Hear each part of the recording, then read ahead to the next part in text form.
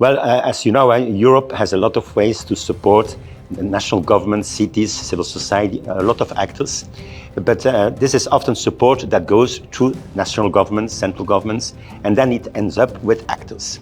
I think what is the essence of this city-to-city cooperation is that it is direct relations between cities from Europe, from the South, South, and they can, as peers, because they do the same job, they have the same problems, really work directly together to solve concrete problems. That's a kind of instrument that we don't have too much of this. And that can add a lot of value. Human contacts, exchanges, peer-to-peer learning, joint experimentation, and they can work on very concrete problems because they are confronted with the same issues. So I think that if you would miss this instrument, and that's the future of it, that we would miss this basic level of human interaction at local level where cities are in the driving seat. They are not receiving money from elsewhere, from programs. They can do what they want, and they can also have then these relationships, and that's very important for the European cities as well. Because otherwise, how do we show solidarity? How can we also understand the realities of these other countries? So there is also this kind of reciprocity where both cities learn from each other, and also the populations of both cities. So it has a lot of potential, human potential, doing things together, and then also responding directly to the needs of localities they know best. While a lot of cooperation is often conceived and implemented a bit more from above. So bottom up, by the actors themselves and on concrete things. Well, experience shows, because it's not new, decentralized cooperation, that it all depends how you do it. There are municipalities who don't really involve the citizens. They receive the funding, they work together with another city.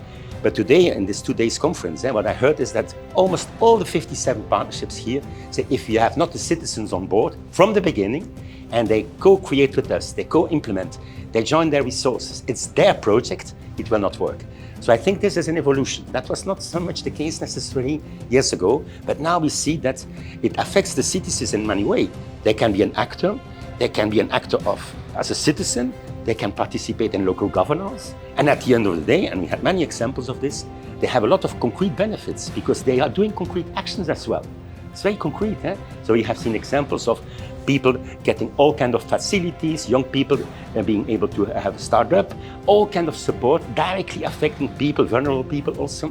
So they also are affected in their living conditions. And that's maybe also an advantage of this tool, because this tool allows to really go down to groups. Other programs also try it, but it's not so easy to reach there. So I think we had in this program, it's ending this year, we have in the 57 projects a lot of examples of direct impact on the life and well-being of people in all kinds of sectors. Because I think that there was a long history of decentralized cooperation, but we are at a critical juncture. Because despite support for it, despite funding for it, this instrument now, it was clearly said in the whole conference, has to find its place in the European cooperation system, in the system of the member states. It is a bit too isolated, it's a bit too fragmented, it's not integrated. So for us as an independent foundation, and that's why we also facilitate this program, the biggest challenge is to integrate, to fully value the specificity of this instrument. That does a number of things that we discussed there, and then to make sure that it is connected with all the other programs, the funding, the private funding, all the other support programs. If we can connect these two, give them the right place in the whole portfolio of the EU and the member states, then I think it will be a sustainable modality. But there is also a risk that it will remain a too isolated thing, which is not precisely carried politically, institutionally, and by the other programs.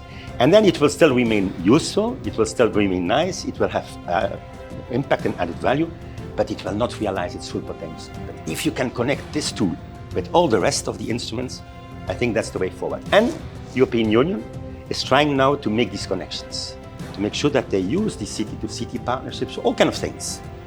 Technical capacity building, access to funding. So if we can do these linkages, this instrument is scaled up. It gets more visibility and can do an amplification of impact. If it remains what it is, a self-standing instrument, then it will be complicated. So the next years will be quite critical. My message would be, and most of the cities already do this, is that the city also has an international role. Cities in the world, in Europe, but also in the partner countries, are in a global world. So they have all interested to be connected, to form networks, and to work together. because they are actors of the same level, of the same kind of roles in society. So they have a lot of potential to be connected. And for me, that's the essential message. It's also in your interest, European city interest, southern country interest, to say, let's connect, let's form networks, let's be at global level also to make the voice of local authorities heard.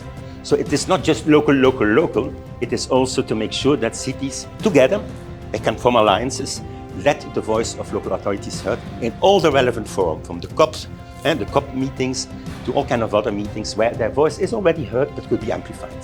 So yes, city-to-city partnerships is not only for local delivery, but also for advocacy and policy processes.